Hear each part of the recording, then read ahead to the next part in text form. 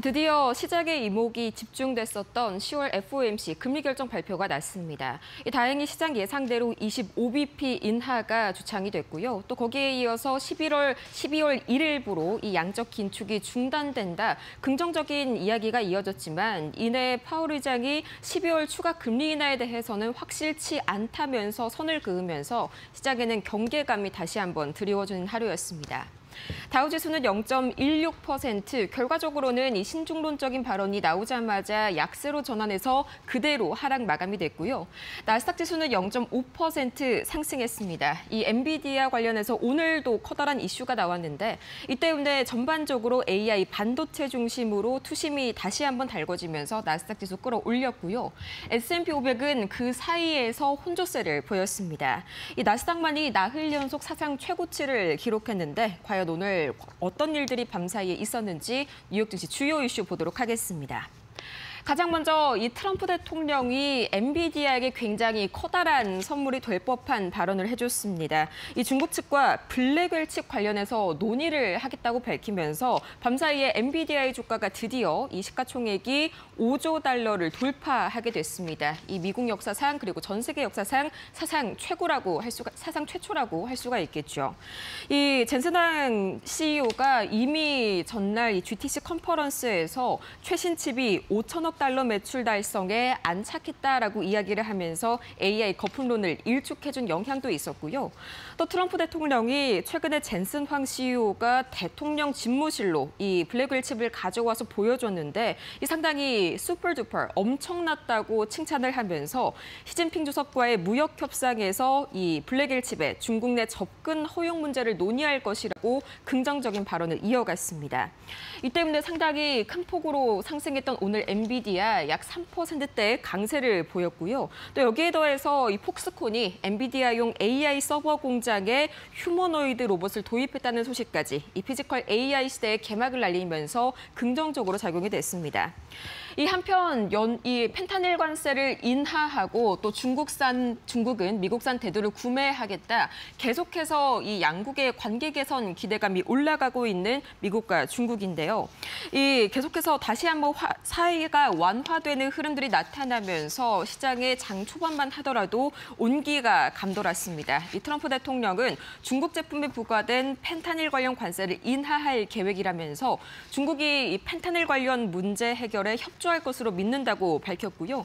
또 블룸버그 통신은 소식통을 이용해서 중국이 이번 시즌에서는 처음으로 이 미국산 대두 2선적분을 구매했다고 보도했습니다.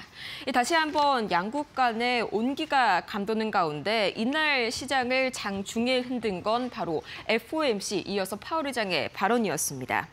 우선은 FOMC 그 자체 내용만 봤을 때는 긍정적이었습니다. 우선은 지난 9월에 이어서 이번 10월 FOMC에서도 또다시 25bp 인하 스몰 컷이 단행이 됐는데요. 2회 연속으로 25bp를 인하해서 총 50bp가 지금까지는 인하가 된 것이죠. 최근 몇 달간의 고용 하방 위험이 커졌다는 것이 주된 이유였고요. 또 현재로서는 기준금리가 연 3.75에서 4% 사이에 머물게 되면서 한미 금리 차는 1.50%로 현재 0%포인트로 줄었고요. 이 12명의 위원 중에 2명만이 반대를 했습니다. 첫 번째로 스티븐 미라는 지난달과 마찬가지로 50bp B컷 인하를 주장하면서 반대표를 던졌고요. 또 이 캔자스시티 연은 총재 슈미트는 동결, 그러니까 0%포인트 인하를 주장을 했습니다. 이와 함께 연준이 오는 11월 1일부터 연준의 보유 자산을 줄이는 양적 긴축, 그러니까 QT 종료를 발표를 했는데 3년 만에 종료입니다. 이 양적 긴축은 양적 완화의 반대 개념으로 보시면 되겠는데요.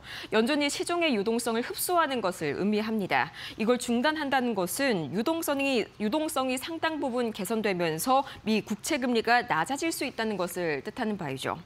다만 12월 추가 인하에 대해서 파월 의장은 결정된 바가 없다라면서 연준 위원들 간의 12월 금리 인하를 놓고 상당 부분 의견이 갈리고 있다는 신중론적 입장을 피력했는데요. 이 때문에 시장은 다우지수를 중심으로 하락 반전하면서 투심이 다소 얼어붙는 모습이 나타났습니다. 그럼 과연 밤사이에 시장의 자금이 어떻게 움직였는지 히트맵 통해서 만나보도록 하겠습니다. 오늘은 전반적으로 이 시장이 혼조세를 보이는 양상, 특히나 빅테크를 중심으로 강하게 나타나고 있습니다. 엔비디아가 종전에 말씀드렸던 이슈로 3%대 올랐고요. 비슷한 이유로 이 브로드컴과 또 AMD도 2%, 3%의 강세를 시현했습니다. 또 오늘 종전에 실적 발표를 한 이 M7 기업들이 3개가 있었죠. 바로 구글과 메타, 마이크로소프트였는데요. 구글은 장중에도 좋은 흐름 보였습니다. 2.59% 상승했고요. 이 메타는 약간 혼조되는 양상 보이다가 0.45% 상승했는데 현재 시간의 거래에서 약 8% 가까운 급락 나오고 있습니다. 잠시 후에 바로 보도록 하겠고요. 또 마이크로소프트는 0.2% 약보합권에서 그쳤는데 시간의 거래에서 약 2%대 현재 하락 보이고 있습니다. 그렇다면 과연 이 특징주 이어서 종전에 만나보신 3개의 M7 종목들 실적 발표 결과는 어떻게 나왔는지 자세하게 보도록 하겠습니다. 이 먼저 실적 발표 보기 전에 장중에서의 흐름 보도록 할 텐데요. 구글은 2.5%로 상승하면서 이 마감을 지었습니다. 굉장히 긍정적인 소식 하나가 있었기 때문인데요. 이 제미니 4 폼, 그러니까 인공지능 홈 어시스턴트를 미국에서 새롭게 출시하면서 기대감이 모아졌고요. 이 현재 시간의 거래에서도 상당히 견조한 흐름 보여주고 있습니다. 반면에 메타는 0.03% 이 강보합권에 그치고 말았는데요. 이 정규장에서는 계속해서 루이지애나 데이터 센터 프로젝트 비용이 3배 가까이 증가할 것이라면서 이 기대감을 압도하는 악재로 인해서 상승폭이 제한되는 움직임이 나타났고요. 마이크로소프트는 0.09% 하락 마감을 했습니다. 이 두 가지의 상충된 이슈가 있었는데 먼저 호재로는 미즈호 측에서 오픈 AI의 계약이 마이크로소프트의 성장을 뒷받침할 것이다라고 긍정적인 리포트를 보였지만요. 이 현지 시간 29일 애저와 마이크로 365 서비스에서 대규모 서비스 장애가 발생하면서 이 상승분을 토해내는 모습이 정규장에서 나왔습니다. 그럼 과연 종전에 실적 발표한 이 3개의 기업들 과연 어떻게 실적을 발표했는지 현재 시간의 거래에서의 주가까지 보겠습니다. 가장 먼저 마이크로소프트 3분기 실적을 발표를 했는데요. 우선은 매출과 주당 순이익 모두 예상치를 상회하면서 긍정적인 모습이 나타났습니다. 지금 이 시각 주가 흐름 시간의 거래 바로 보도록 할 텐데요. 현재 이 마이크로소프트 바로 보도록 하겠습니다. 마이크로소프트 종전에 말씀드린 바와 같이 약 2.5%가량 하락하는 흐름들이 나타났습니다. 아니, 이 봤을 때 3분기 실적이 호실적을 기록했는데 왜 이렇게 주가가 떨어지나 두 가지 이유가 있습니다. 이 첫 번째로는 연간 자본 지출, KPEX를 명시적으로 제시하지 않았기 때문에 시장에서는 상당 부분 불안감에 현재 이 매물이 출회가 되고 있고요. 또 두 번째로는 1분기 설비 투자 비용이 이 리스를 포함해서 350억 달러 가까이 나왔습니다. 이 예상치가 300억 달러였다는 점을 감안하면 생각보다도 많이 이를 상회한 건데 비용에 대한 불확실성과 부담감이 현재 시간에서 마이크로소프트의 주가를 끌어내리고 있습니다. 이어서 다음 만나보도록 하겠습니다. 다음으로 만나볼 종목은 알파벳입니다. 이 알파벳은 마찬가지로 이 매출과 주당 순이익 모두 견조하게 시장의 예상치를 넘어서는 실적을 발표를 했는데요. 이 세부 항목만 봐도 굉장히 견조한 흐름들이 나타납니다. 먼저 구글 클라우드 매출이 전년 대비해서 34% 증가했고요. 또 이 세부 항목 중에서 광고 매출도 상당히 중요하죠. 전년 대비해서 13% 증가하면서 모두 예상치를 상회했습니다. 뿐만 아니라 가장 큰 비중을 차지하는 이 구글 서비스 매출 역시 전년 대비해서 14% 증가했고요. 예상치를 상회했습니다. 그럼 시간에서의 주가 흐름 바로 보도록 하겠습니다.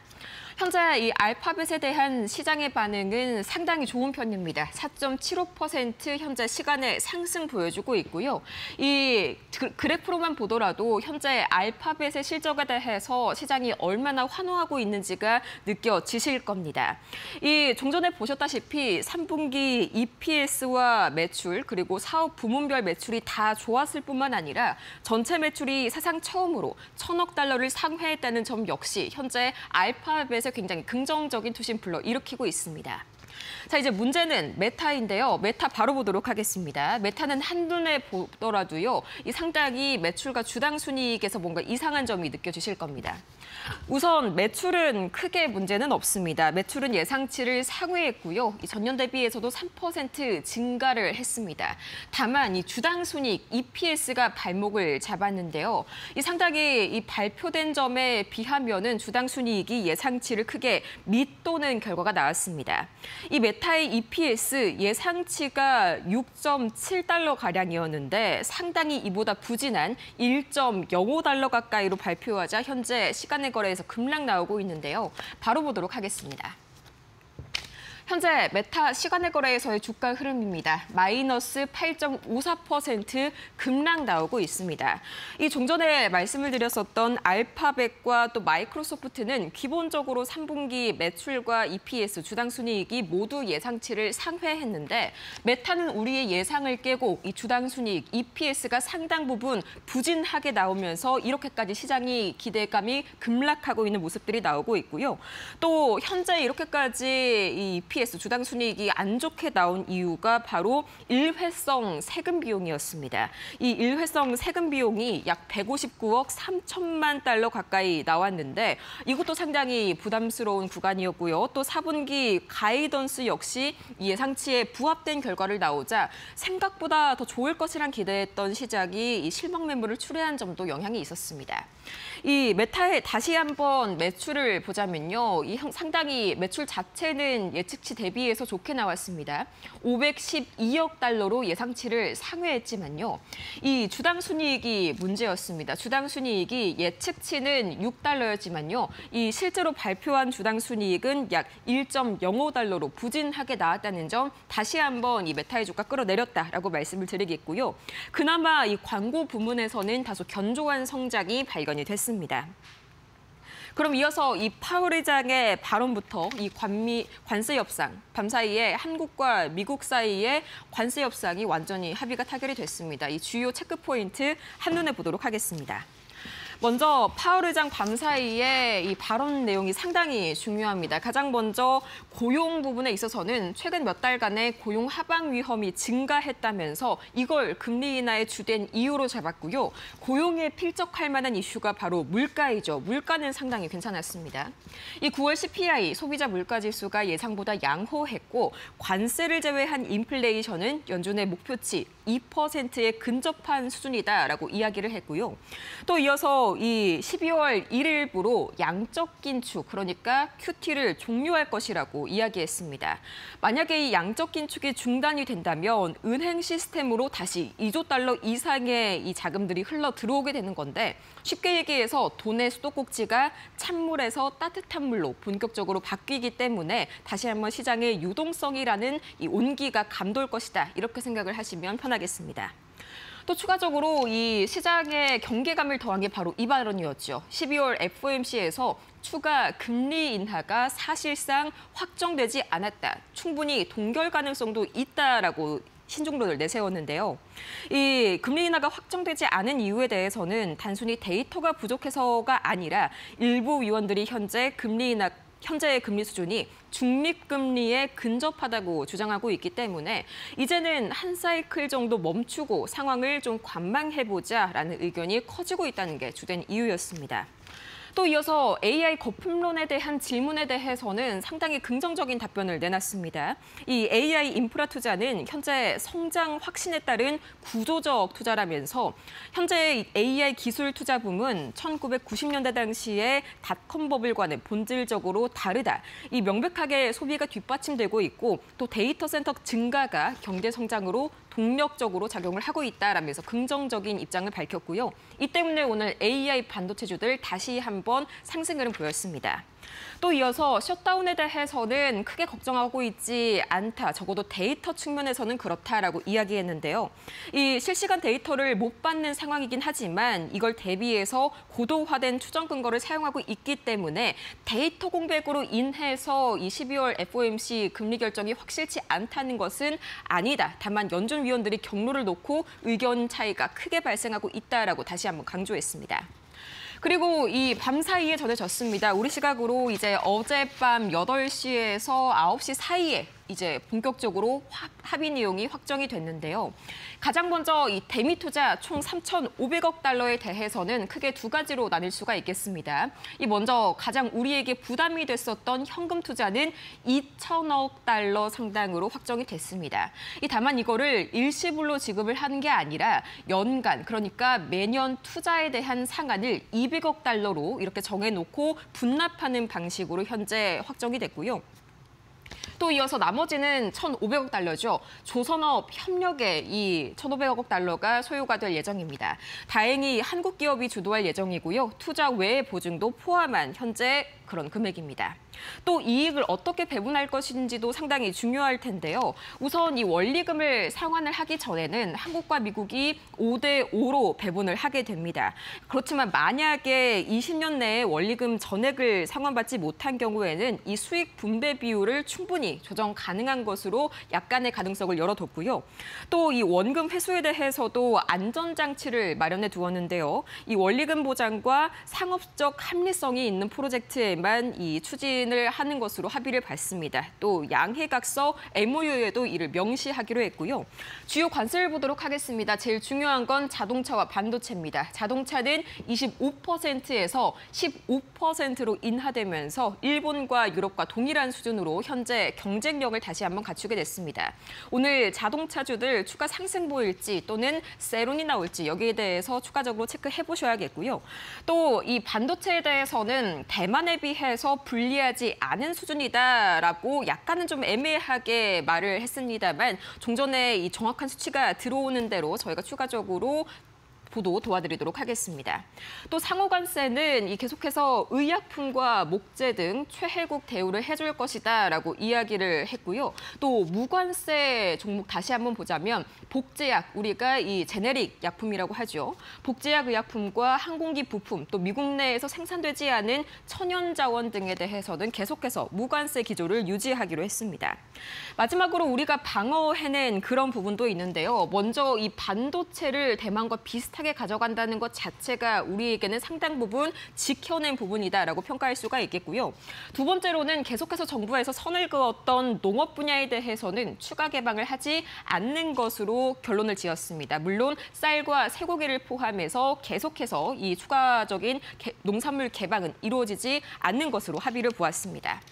자, 그러면 이어서 매크로 지표 흐름 바로 만나보도록 하겠습니다. 밤사이의 매크로 지표 흐름입니다. 국제유가는 계속해서 이 보합권 움직임을 보이고 있습니다. 0.28% 상승으로 마무리를 지었고요. 계속해서 원달러 환율은 5원 가까이 내렸는데 밤사이에 이 한미 관세 협상이 확실하게 타결이 되면서 불확실성이 해소되는 점이 크게 영향을 미쳤습니다.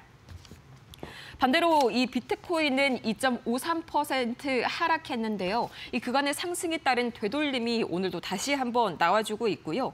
이 10년물 국채금리와 2년물 국채금리, 특히나 이 장기물과 단기물 모두가 큰 폭으로 상승을 보였는데 이 12월에 추가 인하가 확실하지 않다는 파월 의장의 매파적 발언 때문에 다시 한번 10년물 국채금리가 4%대를 넘어섰다는 점 참고해 보시면 좋을 것 같고요. 금 가격은 소폭 하락했습니다. 이 밤사이에 달러 인덱스가 99선을 돌파하는 등 이 다시 한번 달러 강세가 이어지면서 동일한 안전자산으로서의 금의 매력도가 떨어졌기 때문이고요. 구리 가격은 여기에는 나와 있지 않지만 다시 한번 이 런던 금속거래소 기준으로 톤당 11,100달러를 넘어서면서 사상 최고치 경신한 구리 가격입니다. 이 주요 광산들의 생산 차질이 빚어지고 있고 또 미중 무역 합의 기대감까지 구리 가격 끌어올리고 있다는 점 오늘 추가적으로 구리 관련주들 보시길 바라고요.